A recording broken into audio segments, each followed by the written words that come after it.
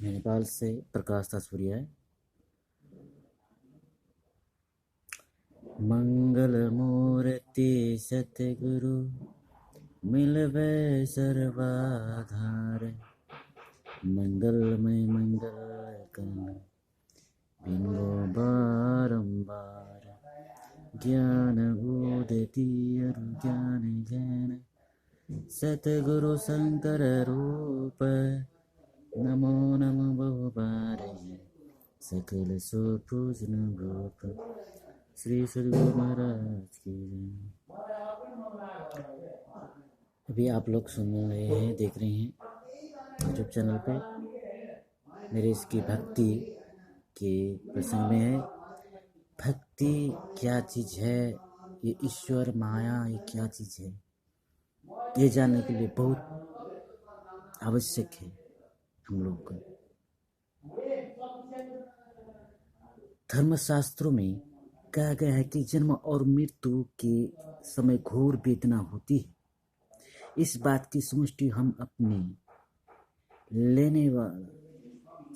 अपने व्यक्तिगत अनुभव के आधार पर कर सकते हैं। जन्म लेने वाला शिशु उस समय अबोध होता है, वो रोता है, चित्कारता है, पर अपनी व्यथाओं का वर्णन नहीं कर सकता। दूसरी ओर मृत्यु शैया पर पड़ा व्यक्ति निराश, हताश, व्याकुल और भयातुर नजर आता है। हम इन्हें आंसू बहाते हुए भी देखते हैं, पर उनकी हालत को हम ठीक ठीक से नहीं समझ सकते।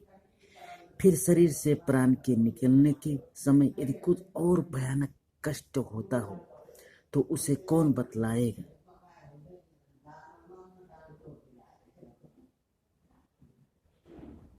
चेतन पुरुष के अभाव में शरीर बोल नहीं सकता, और इस शरीर इंद्रियों के अभाव में चेतन भौतिक अभिव्यक्त कर तो कैसे। जन्म और मृत्यु की घटना जिनके साथ घटती है उन्हें कष्ट और वेदनाओं का सामना करना पड़ता है, इसमें कोई संदेह नहीं। क्योंकि रोना और निराश भयातुर होकर आंसू बहाना कभी सुख व आनंद का प्रतीक नहीं हो सकता।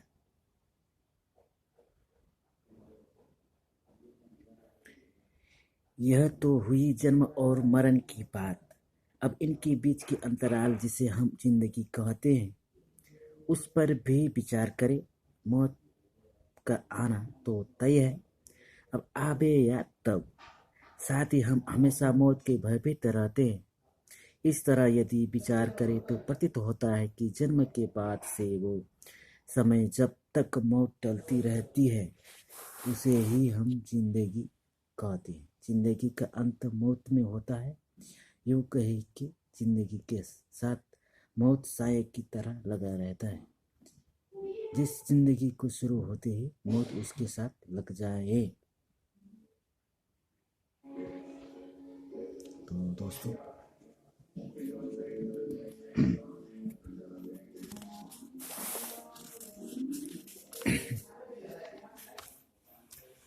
हमें भय छोड़कर आनंद और दुख छोड़कर सुख कहाँ से मिल सकता है। इसके साथ यह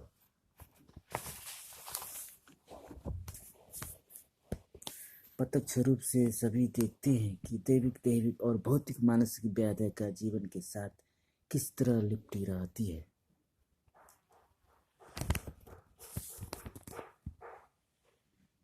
ऐसा भी नहीं कि ये व्याधियाँ 50, 60 या 100 वर्ष तक ही हमारे साथ रहने वाली हो, बल्कि हम यदि अध्यात्म दर्शन में आस्था रखें तो हमें मानना होगा कि जन्म के बाद मृत्यु एवं मृत्यु के बाद जन्म का एक अंतहीन दुष्चक्र चला रहा है, इसमें हम सृष्टि के आदिकाल से भ्रम कर रहे हैं और हमारे दुखों का अंत भाव नहीं हो रहा है।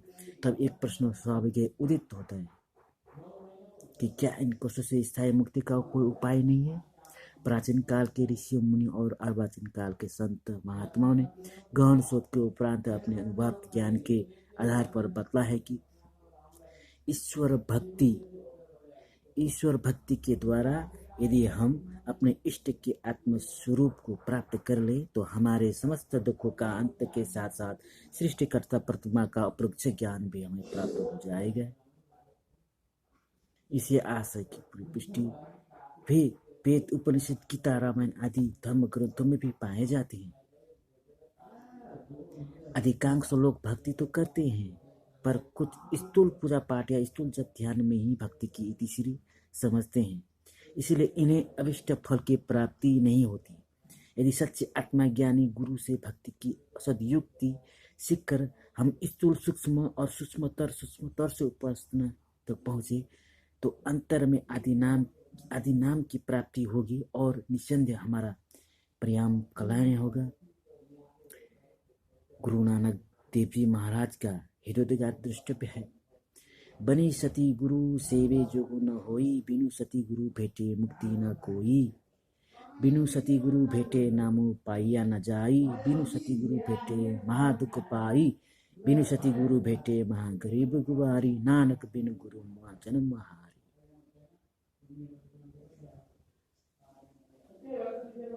इसीलिए हम लोग भक्ति में इतना शक्ति है, भक्ति में तब देर से इतना लग जाएं कि हम थोड़े भी समय निकाल के भक्ति कर सकते हैं। मेरा जो विषय है ये भक्ति का, भक्ति में ही सुख की, शांति, सब कुछ चीज है। इसलिए भक्ति सभी लोग करें। हम लोग का इसी दो शब्दों के में साथ में दो शब्द आप समक्ष में रखा और अभी इतने में ही समक्ष रखा। आप लोग का इससे कुछ मेरे त्रुटि फुटी हो जाएगी तो मुझे क्षमा करेंगे। मेरे वचनों से, मेरी बोली से यदि आप लोग का कुछ भी मात्रा में कुछ परिवर्तन कुछ हो रहा है तो मैं अपने को भाग्यशाली ठानूंगा। इसी क्रम के दो शब्दों में विचार रखते हुए मैं गुरु महाराज को नमन करते हुए प्रणाम करता हूँ। श्री सद्गुरु महाराज की जय।